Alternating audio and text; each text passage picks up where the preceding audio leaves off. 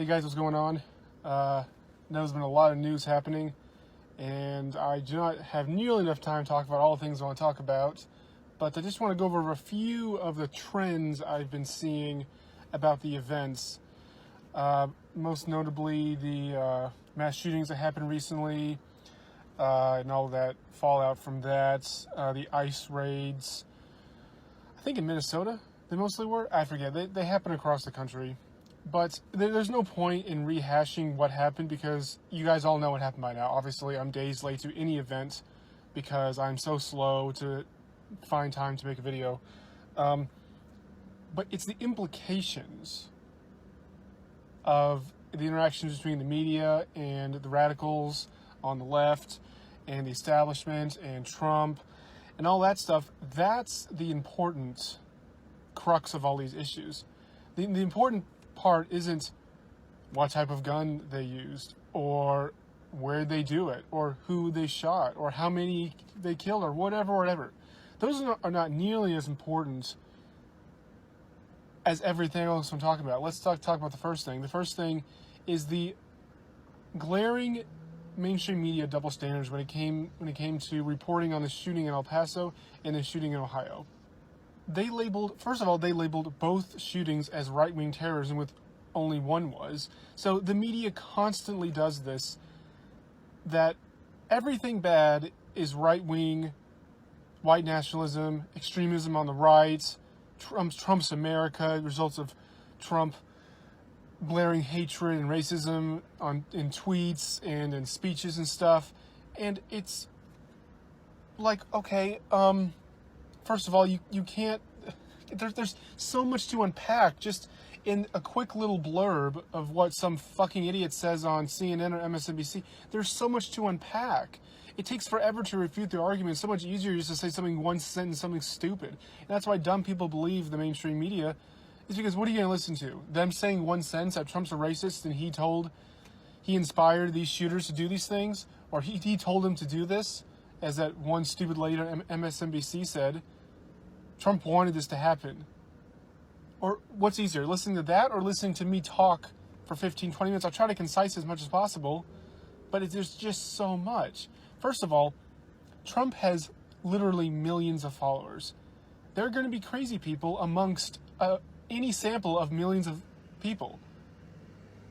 Obama had millions of followers, millions of supporters. There are crazy people in his camp too. George Bush, Clinton, the same thing. When you're a celebrity or a politician or a big name anything, and you have millions of followers, it is statistically impossible not to have a crazy lunatic amongst your ranks. That's just not possible. It's not your fault. Using the liberals' logic that this person in El Paso was a Trump supporter, I come to think of it, I didn't even know if he was a Trump supporter. I just know he held some views that Trump had. But let's just say, for the sake of argument, that he was a Trump supporter. So Trump is responsible for what the shooter did because they hold similar beliefs. Well, that means every single celebrity and politician on the face of the planet has also contributed to mass shootings or violence of any kind. Let's just say violence of any kind because there may be let's just say violence. Well, then that doesn't mean anything. Okay, well, if everyone's at fault for what any of their supporters do, then everyone's guilty. Then it doesn't matter. Well, they're going to say, oh, wait, no, Trump was calling for hatred, calling for violence, calling for racism in his tweets and speeches. Where has he said that? Ever. In anything. And they always point to things that aren't racist or aren't hateful. They point to say, in regards to the Hispanic thing, because he targeted Hispanics in this Walmart shooting, which, first of all, he shot white people too, so white people and Hispanics died. So if he was truly a racist shooter who wanted to target Mexicans, he kind of did a crappy job because he killed white people in addition to Mexicans. But that's beside the point. They're going to say, well, Trump said that all Mexicans are rapists and murderers. No, he didn't. Nope, that's a lie. Lie. Every single time you point to, when has Trump called for hatred? When has Trump said something racist? When has Trump egged on violence in any way, shape, or form? They always point to something that's not the case. Every single time. I have been talking to these radical leftists for years now. Years and years and years of wading through this incredible stupid bullshit. And every single time they cannot name me a single thing. So that's the first point. Trump has never incited violence or called for racial hatred of any kind. But guess who has? Guess who has on a daily fucking basis? The mainstream media and the radical Democrats. Some Antifa supporter tried to shoot up a immigration facility in Portland, Oregon, a couple weeks ago, directly citing AOC's calling ICE facilities concentration camps. Well, okay, so using the same liberals' logic, using AOC's retarded fucking logic, which she has spouted from her horse mouth continuously, then that means she is to blame for that shooting, and she should condemn that. Same thing with the shooting in Ohio. The Ohio was not a right-winger. He was a left-winger. He was an Antifa supporter. Again, we have had 2 Antifa terrorist attacks within the last couple of weeks. Not a single fucking Democrat has called them out. Will you condemn the Antifa attack in Washington over the weekend? It's easy to condemn terrorism. Will you condemn it? Is it weird? Antifa firebombed a facility in Tacoma over the weekend. It's an ICE facility. Will you condemn them for that? Will you condemn Antifa for the attack in Washington? We'll be making statements later. It's easy to condemn a terrorist attack. We're wondering if you'll condemn the ICE attack again, the Antifa attack against an ICE facility in Tacoma, Washington over the weekend. No? Do you condemn Antifa for their violent actions against American law enforcement? Okay, so now you're getting in the way of me walking, so I'm asking you to please back up. Sir? Do you condemn What I'm Antifa? condemning is a lack of journalistic integrity, and you're not respecting my physical space right now. And I'm going to ask you to step away. Thank you. Antifa We didn't have respect the your integrity of She that has building. responded. You can give me a card and we can respond. So you're not going to condemn them? This isn't a journalistic ethics thing. I'm asking questions that CNN won't. Will you condemn Antifa? Sir, asking one more time to please scoot over. The radical left love Antifa. They champion Antifa. The mayor of Portland gives Antifa a free pass to roam the streets and attack his own citizens' cars in the streets. He tells his police officers to stand down and let them do this. About safety over what happened last weekend. Protesters had gathered for an unpermitted march over the police shooting death of 27-year-old Patrick Kimmons. Police stayed back as protesters directed traffic, and in one instance, captured on that video, an impatient driver tried to drive through someone. Well, the crowd got angry and ran after him. The altercation ended with the driver's car damaged, including broken windows. Police did not intervene. Today, Mayor Ted Wheeler said he supports the police decision on that intervening may have escalated an already tense situation. And he said it's not easy being a cop in Portland. This is the story of Goldilocks and the two bears. The porridge is either too hot or it's too cold. At any given moment in this city, the police are being criticized for being heavy-handed and intervening too quickly, or they're being criticized for being standoffish and not intervening quickly enough. People act like people, I say radical Democrats, loonies, act like white supremacists. One is a huge fucking problem that is everywhere, a plague among society. They are a tiny fringe of society. They have no institutional power. They are so few in number. They hardly do anything. The amount of damage they cause pales in comparison to the leading cause of death and mayhem in this country. There is no reason to fear white supremacists in this country at all. That is like fearing, I don't know, radical Greenpeace activists, or not even Greenpeace, but like radical environmentalists who like firebomb oil facilities. You know, they used to do that in the 70s and 80s, and every once in a while they do something stupid. You know, it's like fearing them, okay? They have no institutional power. That does not happen often at all. The amount of deaths they cause are so few that in the time span of this video, more people would have died from, I don't know, tobacco use and car accidents than any environmentalist, radical, or any white supremacist ever killed in this country. I mean, it's just, once you look at the stats, you can wade through all of the stupid bullshit that the mainstream media constantly peddles to you. But we'll get to that. because we're talking about the media double standards. Republicans call out the right-wing extremist. Trump called out the shooter in El Paso, and Ohio for that matter, but specifically let's talk about the El Paso one because he was a right-winger. He called him out. He denounced him. He denounced his ideology, denounced his violence. Democrats did not condemn the Ohio shooter. They did not condemn the ideology that fueled him to attack. The Democrats and the mainstream media constantly calling Trump a racist and pushing hatred and violence is pure fucking projection.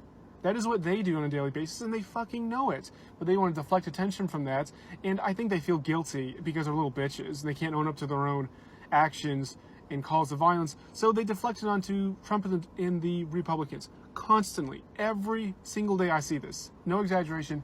Every single day. For now 4 years, we have seen this. Ever since Trump announced his candidacy in 2015, it is now 2019. 4 years of this bullshit. We have seen this. This has increased the racial divide in this country. This has increased the political divide in this country. This has increased divide across every social cleavage you can think of. Because they're constantly peddling this bullshit. They are making stuff up. They've been making stuff up for decades. But the intensity of their lies, the frequency of their lies, and the damage their lies are doing are increasing, exponentially increasing as more and more people become radicalized on the left and believe a reality that doesn't exist. I said in one of my earliest videos, way back in 2016, of how radical leftists and everyone else can live in the same country, occupy the exact same space, go to the same schools, go to the same offices, go to the same supermarkets, and not just spontaneously combust. Like, how do they do it? Well, because the radical left, it's like taking LSD, and they're on another plane of reality that no one else sees except for them, and they're constantly crying afoul racism, homophobia, xenophobia, Islamophobia, hatred, racism, and we're all here, not on LSD, like, what the fuck are you talking about? All we see is you guys wigging the fuck out and just ruining this country. The media double standards, while they are constantly attacking white people for the actions of this one shooter in El Paso, which I don't even know if he's white. He may be half white. I can't tell. He looks kind of like whitish, sort of tan, like he might just be a tan white guy, or might be half, like, I don't even know. But they're attacking all of white people for the actions of this one guy. It's kind of like when George Zimmerman beat up Trayvon Martin. He's not even white. He's Hispanic. But it fuels their narrative, so they go attack white people. They still talk about Trayvon Martin in the media and in the radical leftist echo chambers. To this very day, they still talk about Trayvon Martin and Michael Brown and all that shit. It's just like, George Zimmerman wasn't even white, and he was defending himself. Like, it's just, there's so much to unpack in their lunacy. When white people or ordinary people just sit here and watch the mainstream media and the whole political establishment, except for Trump, just attack white people constantly for every single thing under the sun, and then give minorities and radical leftists, the people on their camp, a free pass no matter what, that increases the divide in this country. They're just like, why should we even try to talk to these people? Why should we even try to do anything with them? They're out of their minds. They're past the point of no return. AOC and the squad post the most vile, disgusting racial hatred every single day whenever they go to a press conference or whenever they take to Twitter. They want nothing to do with white people or Republicans or anyone for that matter. If you were a minority libertarian, for example, they want nothing to do with you either. They think you're a race traitor. And they want nothing to do with you. How are you supposed to talk to people who think you're literally the devil, the cause of everything bad in this country? There's no common ground. You guys have gone way too far, as evident by the Democratic debates. These people are off in Looneyville. And they are protected. That's the thing. White nationalism, their ideology, is just as disgusting and just as deadly when they have institutional power to back them. But they don't, which is why white nationalism hardly kill anyone. But radical leftism makes millions of people's lives a living hell and takes away your rights way more than any white nationalist would. Black people are routinely given a pass by the media. The vast majority of gun homicides are committed by black people. not by white people. But if you listen to the media, you would think that only white people are killing people with guns. You would think that mass shootings are a huge percentage of gun deaths when they are a small, minuscule amount. Gun homicides are only, I think they're up to 11,000 a year. You know how many people die by car accidents in this country? 50,000, like 4.5 times more every year. And that's not even talking about tobacco use and heart attacks and obesity. That kills infinite more people, even more than cars. Gun deaths are such a small percentage of deaths in this country, and people act like it's a scourge. You read in mainstream media, which blows up gun homicides, especially by white people, to an exponential amount. The amount of coverage they do versus the amount of deaths that are caused by gun homicides is completely inverted to the amount of time they spend talking about car accidents versus the amount of people killed in car accidents. It's completely inverted. You would think like it's this huge problem, it's a scourge, like every other day there's a mass shooting and dozens of people die in horrible shootings. It's just like, no, they actually don't. It's 11,000 out of a population of, what are we up to now? 340 plus million people? I forget if it's in the 330 millions or the 340 millions. It's around that ballpark. That is such a tiny amount. And then when you look at the problem more, that 6% of the population commits 50% of the murders. If you just solve that problem of that 6% of the population, then the other 94% of the population commits such a minuscule amount of homicides, such a small amount. It is literally not a problem at all. The vast majority of gun homicides are committed by minority gang members using illegal weapons, illegal pistols for that matter. They are not caused by white people with legally obtained rifles. But if you listen to the mainstream media's bullshit, you would think that, would you? You would think exactly the opposite is true. You would think that black people with guns, yeah, it's kind of bad in the inner city, it's kind of bad, whatever, it's no big deal. It's white people with a semi-automatic, fully automatic assault rifle weapons with clips and magazines. You would think that's like the #1 killer in America by the amount of coverage it gets, but it's not even fucking close. Do you know how many people are killed by rifles in this country a year? Last year was 323. Now, while that's sad, obviously, I'm not going to downplay just because your death is not in the top 10 killers in this country. If you were killed by, I don't know, drowning, you know, I'm like, oh, your death isn't sad because you weren't killed by tobacco, because, you know, drowning is minuscule compared to tobacco use. Obviously, it's tragic. Obviously, I'm not trying to downplay anyone's family member that was killed by a rifle or drowning just because they're... But you have to put things in perspective. You can't just let emotions take you over completely and just go whipped up in hysterics. That's what the media wants. And just say, rifles are the problem. We must ban all AR-15s. We must take everyone's rifles by force because they're killing so many people in this country. No, but they're not. Karen from the suburbs, who listens to Don Lemon, listens to MSNBC and CNN religiously. It's not. It's not even fucking close. It's exactly the opposite of the amount of coverage that the media gives it. Like I said, rifles kill 323 people a year in this country. Do you know how much knives kill? 1,694. That is over 5 times the amount of people killed by knives versus rifles.